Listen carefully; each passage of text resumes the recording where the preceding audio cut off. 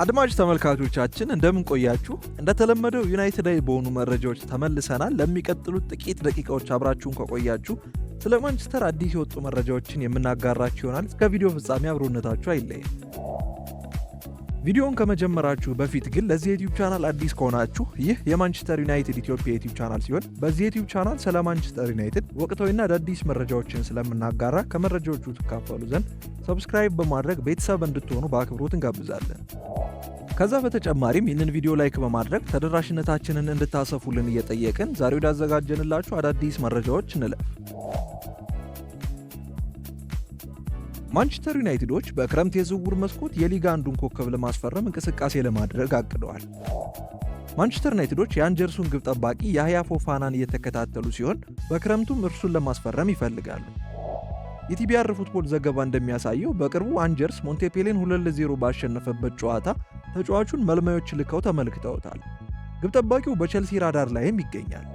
የ24 ዓመቱ የአይቮሪ ኮስት ግብ ጠባቂ በዘንድሮ የውድድር ዘመን በጣም አስደናቂ ሲሆን ማንቸስተር ዩናይትዶች በተለይ አንድሬ ኦናና በዚህ የውድድር ዘመን ባሳየው ብቃት ጥራት ያለው ግብ ጠባቂ ሊተኩበት እንዲያስቡ ያደርጋቸዋል። የቀድሞ የኢንተር ሚላን ግብ ጠባቂ በዚህ ሲዝን ብዙ ስህተቶችን ሰርቷል። እናም ማንቸስተር ዩናይትድ በከፍተኛ ደረጃ መወዳደርና ለዋንጫ መጫወት ከፈለጉ የበለጠ አስተማማኝ ግብ ጠባቂ ያስፈልጋቸዋል። ያህያ ፎፋናም ቢሆን ወደ ፕሪሚየር ሊግ የመቀላቀል ፍላጎት አለው። ፎፋና በውድድር ዘመኑ መጨረሻ ወደ ፕሪሚየር ሊግ ለመዘዋወር ሊፈተን ይችላል። ይህ ለእርሱ ትልቅ ዕድል ነው። ግብ ጠባቂው በሊግ 1 ብቃቱን ያሳየ ሲሆን ለማንቸስተር ዩናይትድም ጠቃሚ ተጫዋች ሊሆን እንደሚችል ምንም ጥርጥር የለው። ሆኖም ማንቸስተር ዩናይትድ በረኛው ላይ ፍላጎት ያለው ብቸኛው ክለብ አይደለም። ቶትናም ሆትስፐር፣ ኒውካስትል ዩናይትድ እና ቸልሲ በዝውውሩ ፉክክር ይጠብቃቸዋል። ሶስቱም ክለቦች ለወጣቱ ግብ ጠባቂ አጓጊ መዳረሻዎች ሊሆኑ ይችላሉ። እናም መጨረሻው የት እንደሆነ በክረምት ይታወቃል። ተጫዋቹ በቋሚነት የሚጫወትበትን ክለብ መቀላቀል ይፈልጋል። ማንቸስተር ዩናይትድም አሁን የሚፈልገውን ነገር ሊያቀርብለት ይችላል። እንደሚታወቀው ማንቸስተር ዩናይትድ በዓለም ላይ ካሉ ትልቅ ክለቦች አንዱ ሲሆን ዩናይትድን የመቀላቀል ዕድል ለማንኛውም ተጫዋች ውድቅ ለማድረግ ከባድ ሊሆን ይችላል። ፋብሪዚዮ ሮማኖ ከማንቸስተር ዩናይትድ ለመልቀቅ የተዘጋጁ 2 ተጫዋቾችን ይፋ አድርጓል። ማንቸስተር ዩናይትድ በክረምቱ የዝውውር መስኮት ከሚጨናነቁ የፕሪሚየር ሊግ ቡድኖች አንዱ እንደሚሆን ይጠበቃል። በዚህ ዓመት ያሉበት ቦታ በውጤታማነቱ ለሚታወቀው ክለብ አስከፊ ይመስላል። በክረምቱ በዚህ ቡድን ውስጥ ትልቅ መልሶ ግንባታ እንደሚካሄድም ይጠበቃል። የዝውውር ዜና ኤክስፐርት የሆነው ፋብሪዚዮ ሮማኖ አሁን ላይ ስለ ማንቸስተር ዩናይትድ ወቅታዊ መረጃን አውጥቷል። ጣሊያናዊ ጋዜጠኛ እንዳለው ግብ ጠባቂው ቶሚተን እና ተከላካዩ ጆኒ ኢቫንስ በውድድር ዓመቱ መጨረሻ ማንቸስተር ዩናይትድን ሊለቁ ይችላሉ ብሏል። ሮማኖ ሲናገር ቶሚተን እና ጆኒ ኢቫንስ ሁለቱም ከማንቸስተር ዩናይትድ በውድድር ዓመቱ መጨረሻ ሊለቁ እንደሆነ ተረጋግጧል። የማንቸስተር ዩናይትዶች ቡድን ትልቅ ለውጥ ለማድረግ ተዘጋጅቷል። ዩናይትዶች ሁለቱንም ተጫዋቾች ክለቡ እንዲለቁ ማድረጋቸው ብዙም አያስደንቅም ብሏል። ክለቡ በዚህ ክረምት አዲስ ግብ ጠባቂና አዲስ የማል ተከላካይ ለማስፈረም የወሰነ በመሆኑ ሁለቱ ተጫዋቾች ፉክክር ለማድረግ ከባድ ይሆንባቸዋል። የ39 ዓመቱ ሂተን እና የ37 ዓመቱ ኢቫንስ ሁለቱም በውድድር ዘመናቸው መጨረሻ የሚገኙ ሲሆን ዩናይትዶች በክለቡ ወደፊት ዕጣ ፈንታ የሌላቸውን ተጫዋቾች በመልቀቅ የደሞዝ ክፍያ ለመቀነስ እየፈለጉ ይገኛል። የፕሪሚየር ሊጉ ግዙፍ ክለብ በዚህ ክረምት በወጣት ባለተሰጥኦዎች ላይ ኢንቨስት ለማድረግ ወስነዋል። እናም ሁለቱም ከላይ የተጠቀሱት ተጫዋቾች ከክለቡ ፍልስፍና ጋር አይጣጣሙ። ስለሆነም ከዩናይትድ ጋር ይለያያሉ። በተጨማሪም ሁለቱ አንጋፋ ተጫዋቾች ከውድድር ዘመኑ ማብቂያ በኋላ ራሳቸውን ከእግር ኳስ ሊያገሉ እንደሚችሉም እየተሰማ ይገኛል። ማንቸስተር ዩናይትድ በአርዳ ጉለር ዝውውር ላይ ፉክክር ውስጥ መቀላቀሉ ተገለጸ። ማንቸስተር ዩናይትድ የሪያል ማድሪዱን አማካኝ አርዳ ጉለርን በውድድር ዓመቱ መጨረሻ ለማስፈረም የሚደረገውን ፉክክር ተቀላቅሏል። ፊጃችስ እንደዘገበው ማንቸስተር ዩናይትድ በቅርብ ቀናቶች ውስጥ የተጫዋቹ መዳረሻ ለመሆን ብቅ ብሏል። ዩናይትዶች የቱርኩን ኢንተርናሽናል ለማስፈረም ማድሪድ የሚጠይቀውን ለመክፈልም ፈቃደኞች ናቸው። ሌሎች ክለቦችም ጉለርን ለማስፈረም ይፈልጋሉ። የዓመቱ አማካኝ በሪያል ማድሪድ ውስጥ መደበኛ የጨዋታ ጊዜን እያገኘ አይደለም። እናም ትክክለኛውን የመጫወት ዕድል የሚሰጠው ክለብ ካገኘ ለመልቀቅ ሊፈተን ይችላል። አርዳ ጉለር በመላው አውሮፓ ከፍተኛ ደረጃ ተሰጥቶታል። አሁን ላይም ብዙ ክለቦች የተጫዋቹ ፈላጊ እየሆኑ ይገኛል።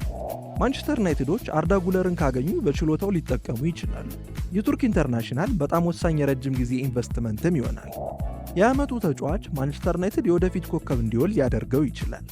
በተለያዩ አጥቂ ሚናዎች መጫወት የሚችል መሆኑ በማንቸስተር ዩናይትድ አማካይ ክፍል ላይ ትልቅ ፈጠራንና የግብ ዕድሎችንም ይጨምራል። ተጫዋቹ በዚህ የውድድር ዘመን 10 የጎል አስተዋጽኦዎች አሉት። በሚቀጥለው የውድድር ዘመንም ብዙ የመጫወቻ ጊዜን ይፈልጋል። ሪያል ማድሪድ የእርሱን መልቀቅ ፈቃደኛ ከሆነ ጉለርን ማግኘት ለየትኛውም ቡድን አስደሳች ይሆናል። ክለቡ 60 ሚሊዮን ዩሮ አርዳ ጉለር ላይ ለጥፎበታል። ለሪያል ማድሪድ ቡድን ቋሚ ላልሆነ ተጫዋች ይህ ዋጋ ውድ ነው። የቱርኩ አማካኝ ከቅርብ ወራት ወዲህ ከበርካታ የፕሪሚየር ሊግ ክለቦች ጋር ተገናኝቷል። ምንም እንኳን ዩናይትዶች በዚህ የውድድር ዓመት ጥሩ ደረጃ ላይ ባይገኙም ለተጫዋቹ ግን ማራኪ መዳረሻ ሊሆኑ ይችላሉ ተብሏል። ሩበን አሞሪም አዲስ 9 ቁጥር መመልከት ጀምሯል። አጥቂ ማስፈረም በክረምቱ የዝውውር መስኮት የማንቸስተር ዩናይትድ ከፍተኛ ፍላጎት ነው። የፕሪሚየር ሊጉ ኃያል ክለብ በዚህ ሲዝን ከራስመስ ሆይሉንድና ጆሹዋ ዘርክዚ ጋር በመታገል ላይ ይገኛል። ሁለቱ ተጫዋቾች በዘንድሮ የውድድር ዘመን ተጽዕኖ መፍጠር ተስኗቸው ቆይተዋል። ዩናይትድ የራሳቸውን ኤርሊንግ ሃላንድ ወይም አሌክሳንደር ኢዛክን ማግኘት ይፈልጋሉ። ይህን ለማግኘትም በገበያው ላይ ትልቅ እንቅስቃሴ ለማድረግ ተዘጋጅተዋል። እንደ ጋዜጠኛ ፓትሪክ በርገር ዘገባ ከሆነ ክለቡ በአሰልጣኝ ሩበን አሞሪም ስር የአጥቂ አማራጮችን ለማሻሻል የሚጠርበት ወቅት እየቀረበ ነው ብሏል። አያይዞም ማንቸስተር ዩናይትድ ከባየር ሊቨርኩሰን ጋር ግንኙነት መጀመሩን ጋዜጠኛው ተናግሯል። እንደ ወቅታዊ ዘገባዎች ከሆነ ዩናይትዶች የ29 ዓመቱ ቼክ ሪፐብሊካዊ ላይ ፍላጎታቸውን አሳይተዋል። አጥቂው በዚህ ሲዝን በ26 የቡንደስሊጋ ጨዋታዎች ላይ 17 ጎሎችን ማስቆጠር ችሏል። ተጫዋቹ በባየር ሊቨርኩሰን እስከ 2027 ድረስ ኮንትራት ያለው ቢሆንም ከ25 እስከ 30 ሚሊዮን ዩሮ የሚደርሱ ዋጋዎችን ለመቀበል ፈቃደኞች ናቸው ተብሏል። የክረምቱ የዝውውር መስኮት እየተቃረበ ሲመጣ ዩናይትድ እና ባየር ሊቨርኩሰን በፓትሪክ ሼክ ዝውውር ላይ ውይይቶችን ሊጀምሩ እየተዘጋጁ ይገኛል። የቅርብ ጊዜ ዘገባ እንደሚያመለክተው የፕሪሚየር ሊጉ ክለብ አዲስ 9 ቁጥር ለማምጣት ዝግጁ በመሆናቸው ፓትሪክ ሼክ ላይ ያላቸው ፍላጎት ሙሉ ትርጉም ይሰጣል። ዩናይትዶች በዚህ ቦታ ከሼክ በተጨማሪ የኢፕስዊቹ ሊያም ዴላፕ ዋና ኢላማቸው ነው።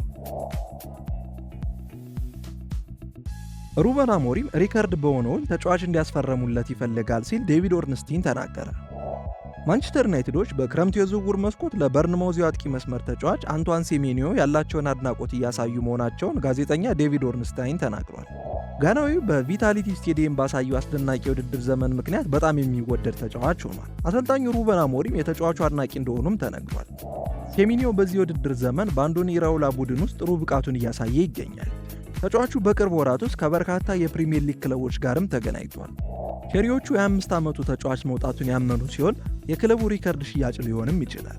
ይህም ባለፈው ክረምት ዶሚኒክ ሶላንኬን ለቶትናም ከሸጡበት 65 ሚሊዮን ፓውንድ በላይ ይሆናል። ዴቪድ ኦርንስታይን በኤንቢሲ ስፖርት ላይ ሲናገር ማንቸስተር ዩናይትድ እና አሞሪም የሴሜኒዮ አድናቂዎች መሆናቸውን ገልጿል። በርንማውዝም ከ65 ሚሊዮን ፓውንድ በላይ ዋጋ ይፈልጋሉ ሲል ገልጿል። ኦርንስታይን ሲናገር አንቷን ሴሜኒዮ ምን አይነት የውድድር ዘመን እያሳለፈ እንደሆነ እናውቃለን። የማንቸስተር ዩናይትድ አሰልጣኝ ሩበን አሞሪም በጣም የሚወደው ተጫዋች ነው። አሁን በርንማውዞች ከዶሚኒክ ሶላንኬ ካገኙት ገንዘብ በላይ በሆነ ክፍያ ሊሸጡት ይፈልጋሉ። ዩናይትዶች ለረጅም ወራት የሴሜኒዮን ሁኔታ ሲከታተሉ ነበር በማለት ኦርንስታይን ተናግሯል። በ2023 ከብሪስቶል ሲቲ ቼሪሾቹን የተቀላቀለው ሴሜኒዮ በሁለተኛ የውድድር ዘመኑ በክለቡ ድንቅ ብቃት ያሳየ ሲሆን በሁሉም ውድድሮች 10 ጎሎችን በማስቆጠር 6 ለጎል የሚሆኑ ኳሶችን አመቻችቶ ማቀበል ችሏል። የ4 ዓመቱ ወጣት ከበርንማውዝ ጋር ባለፈው ክረምት አዲስ የ5 ዓመት ኮንትራት መፈራረሙ ይታወሳል። ማንቸስተር ዩናይትዶች የዝውውር በጀታቸውን ያሳድጋሉ የተባለ ሲሆን በክረምቱ በርካታ ሽያጮችን እንደሚያደርጉም ይጠበቃል።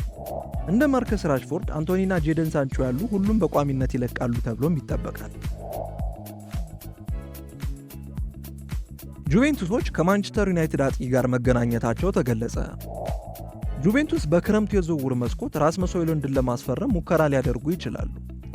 አጥቂውን በሰኔ ለሚጀምረው የክለቦች ዓለም ዋንጫ ወደ ክለባቸው ለማምጣት ዝግጁ ናቸው።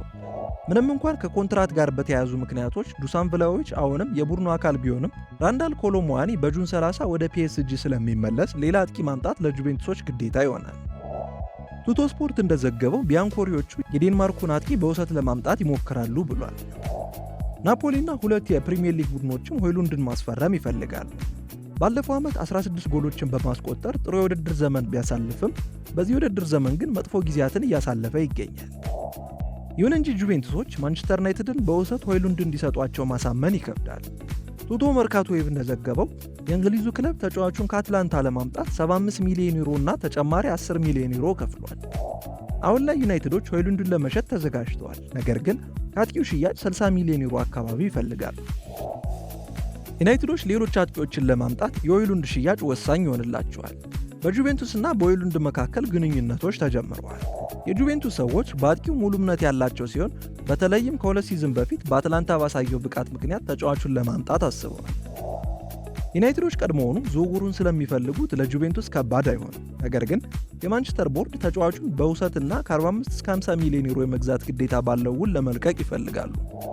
ይሁን እንጂ ሁሉም ውሳኔዎች ያሉት በዩናይትድ እጅ በመሆኑ ጁቬንቱስና ሌሎች ፈላጊ ክለቦች መጠበቅ አለባቸው ተብሏል። ማንቸስተር ዩናይትዶች በቅርቡ ወኪሉን የቀየረውን የመሃል ሜዳ ተጫዋች ማግኘት ይፈልጋሉ ተባለ። ማንቸስተር ዩናይትድ ልምድ ያለውን የባየር ሙኒክ አማካይ ሊዮን ጎሬዝጋን በውድድር ዓመቱ መጨረሻ የማስፈረም ፍላጎት እንዳላቸው ተነግሯል። የ30 ዓመቱ ተጫዋች ከጀርመኑ ክለብ ጋር እስከ 2026 የሚያቆየው ኮንትራት ያለው ሲሆን ቀደም ብሎ ግን የመውጣት ፍላጎት የለውም ሲል ክርስቲያን ፋልክ ተናግሯል። ዩናይትዶች በመሃል ሜዳው እንደሱ ያለ ተጫዋችን ማግኘታቸው ሊጠቅማቸው ይችላል። የ30 ዓመቱ ጎሬዝካ ለአጭር ጊዜ የሚሆን ጥራት ያለው ግዢ ይሆናል። ዩናይትዶች የተጫዋቹ የረጅም ጊዜ አድናቂዎች ነበሩ። እንደ ፋልክ ገለጻ ተጫዋቹ በቅርቡ ወኪሎችን ቀይሯል። ወኪሉ ከፕሪሚየር ሊግ ክለቦች ጋር ያላቸው ግንኙነት በክረምቱ አማካኙ ክለብ እንዲቀይር ማመቻቸት ይችል እንደሆነ ማየት ያስፈልጋል። ጎሬዝካ በዚህ የውድድር ዘመን ለቡንደስሊጋው ክለብ ቁልፍ ተጫዋች ሆኖ ቆይቷል። ስለሆነም በክረምቱ ከሙኒክ የሚለቅበት ምንም ምክንያት የለውም። ማንቸስተር ዩናይትድ እርሱን ማሳመን ይችል እንደሆነ ወደፊት የሚታይ ይሆናል። በሜዳ ክፍል ሁሉም ቦታ ላይ የጥራት ጉድለት ያለባቸው ማንቸስተሮች በክረምቱ ተዋጊ አማካኞችን ማስፈረም ይጠበቅባቸዋል። የጀርመኑ ኢንተርናሽናል በመሃል ሜዳ ላይ በጣም አስፈላጊ የሆነን ነገር ለቡድኑ ይጨምራል። አማካኙ በአሁኑ ሰዓት በባየር ሙኒክ በዓመት 14.6 ሚሊዮን ፓውንድ የሚያገኝ ሲሆን ደሞዙ እርሱን ለማስፈረም ለሚፈልጉ ክለብ ሁሉ ችግር ሊሆን ይችላል። በ30 ዓመቱ ክለቦች ጥሩ የሆነ ኮንትራት ለመስጠት ያንገራግራሉ። ማንቸስተር ዩናይትድ በሚቀጥለው የውድድር ዘመን ወደ ታላቅነታቸው ለመመለስ ከፈለጉ በክረምቱ አስፈላጊውን ማጠናከሪያ ማምጣት አለባቸው ተብሏል። ሩበን አሞሪም ከራስመስ ሆይሉንድና ጆሹዋ ዚርክዚ አንዳቸውን ማቆየት ይፈልጋል ተባለ። የማንቸስተር ዩናይትድ አሰልጣኝ ሩበን አሞሪም በክለቡ ያቆያቸዋል ተብለው ከተጠበቁ ተጫዋቾች አንዱን ለመሸጥ ወስነዋል። ፖርቹጋላዊ አሰልጣኝ የቡድኑን ደረጃ ለማሻሻልና በክለቡ ውስጥ ያሉትን ሁሉንም ቦታዎች ለማሻሻል በዚህ ክረምት አንዳንድ ትልልቅ ውሳኔዎችን ለማድረግ ተዘጋጅቷል። ጊሚ ስፖርት እንደዘገበው ማንቸስተር ዩናይትድ አሁን ላይ ጆሹዋ ዚርክዚን በክለቡ እንደሚያቆይ ይጠበቃል። በተቃራኒው ለራስመስ ሆይሉንድ የሚቀርቡትን ጥያቄዎች ለማዳመጥ ተዘጋጅቷል። በጁላይ 2024 ከቦሎኛ ዩናይትድን በ36.5 ሚሊዮን ፓውንድ የተቀላቀለው ዚርክዚ በኦልድ ትራፎርድ ፈታኝ አጀማመርን አሳልፏል። በፕሪሚየር ሊጉ ፉልሃም ላይ የመጀመሪያ መክፈቻ ግብ ቢያስቆጥርም ለረጅም ጊዜ ብቃቱ ወጥነት የለውም ነበር። በታህሳስ ወር ዩናይትድ በኒውካስትል ሽንፈትን ያስተናገደበት ጨዋታ ለዚርክዚ መጥፎ ጨዋታ ነበር። ሆኖም የ23 ዓመቱ ተጫዋች ከሪያል ሶሲዳድ እና ሊዮን ጋር በኤሮፓ ሊግ ጨዋታዎች ላይ ወሳኝ ግቦችን በማስቆጠር ትልቅ መሻሻልን አሳይቷል። ዩናይትዶች አሁን ላይ ዚርክዚን በክለቡ እንደሚያቆዩት እየተጠበቀ ሲሆን እርሱን ከመሸጥ ይልቅ የቡድን አጋሩን ሆይሉንድን ለመሸጥ መወሰናቸው ተዘግቧል። አሰልጣኙ የዚርክዚ ሁለገብነት በተለይም በዩናይትድ 3-4-3 ሲስተም ውስጥ ባለው የአጥቂ አማካይ ሚና ላይ ውጤታማ በመሆኑ ቡድኑ ሰፋ ያለ የቡድን ማሻሻያ ሲያደርግ ጠቃሚ እንደሚሆን ያምናል። በዚህም ዩናይትዶች የዝውውር ዝርዝራቸው ላይ እንዲለቅ የሚፈልጉት ተጫዋች ሆይሉንድ እንዲሆን ወስነዋል። ሆይሉንድ በክለቡ እየታገለ ይገኛል። ነገር ግን በአሁኑ ሰዓት ምንም አይነት መሻሻል እያሳየ አይደለም። የዴንማርኩ ኢንተርናሽናል አጥቂ ራሱን ለማሳየት በቂ ጊዜና እድል በክለቡ ተሰጥቶታል። ነገር ግን በኦልድ ትራፎርድ ወደፊት ዕጣ ፈንታው ሊቆይ እንዲገባ የሚያደርግ ምንም ነገር እንዳላደረገ ይታወቃል። አድማጭ ተመልካቾቻችን ለዛሬ ያዘጋጀንላችሁ ዩናይትዳዊ መረጃዎች እኚህን ይመስሉ ነበር። በቀጣይ የመረጃ ጊዜዎቻችን እስክንገናኝ ድረስ ለዚህ ዩቲዩብ ቻናል አዲስ ከሆናችሁ ሰብስክራይብ በማድረግ ቤተሰብ እንድትሆኑ በአክብሮት እንጋብዛለን። ከዛ በተጨማሪም ይህንን ቪዲዮ እስከዚህ ድረስ የተመለከታችሁ ላይክ በማድረግ ተደራሽነታችንን እንድታሰፉልን እየጠየቅን በቀጣይ ቪዲዮ እስከምንገናኝ ድረስ መልካም ጊዜ፣ መልካም ቆይታ።